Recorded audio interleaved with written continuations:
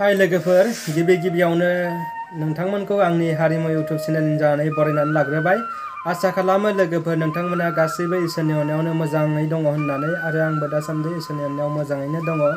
लोगोफोर, जोबोद गोजोनथाव खौरां, आंनि बे हारिमु इउटिउब चेनेला नोंथांमोननि अननाय आरो हेफाजाबाव 1K साबस्क्राइबारखौ बारनो हाबाय। आरो बेबायदिनो फैबाय थानाय समाव नोंथांमोननि बेबायदिनो हेफाजाब आरो अननाय मोनगोन होननानै आं आसा खालामबाय लोगोफोर, आरो बेनि थाखाय आं नोंथांमोननो रोजा रोजा साबायखर बावहरबाय। लोगोफोर, दाखालि 3 डिसेम्बराव जेब्ला बि भइस इउटिउब चेनेलनि बिगोमा सन्जय बर'आ गुवाहाटियाव रां खावजादोंमोन 19,450 रां, बे खावजानायनि खौरांखौ नोंथांमोनहा मिथिनो लुबैदों, आरो आंनि इउटिउब चेनेलाव आं सिगाङावनो फोसावखादों दि बि भइसआ फैसा खावजादों होननानै, आरो नोंथांमोना ससियेल मिडियायावबो बे खौरांखौ नुदों।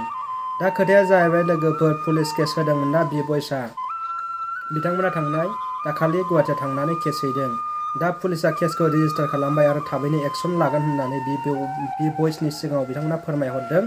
बि भइसआ ससियेल मिडिया इउटिउबाव फोरमायहरनाय बायदिब्ला पुलिसफोरा बे गारिखौ मिथिबाय, आरो बे गारिया दासान्दि बिटिसि बिसायख'थियाव गोबां बिजि एबा बेस्थ'आव दंफैयो भारा बोनायाव, बेनिखायनो पुलिसफोरा दा खामानिखौ लासै लासै मावसिगोन होननानै बुंदों लोगोफोर। जों साननैसो उनाव नेबावदो, जेनेबा बिनि मा खौरां फैयो। पुलिसाथ' दा बिसोरखौ हमखासिगोन ना।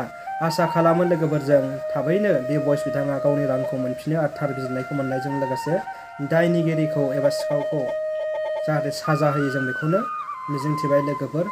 आंनि बुंनांगौखिनिया बेखिनियानो। आंनिया मैया 1K साबस्क्राइब थांदों लोगोफोर, बिनि थाखाय आं नोंथांमोननो रोजा रोजा साबायखर हरो। गोजोन्थों लोगोफोर।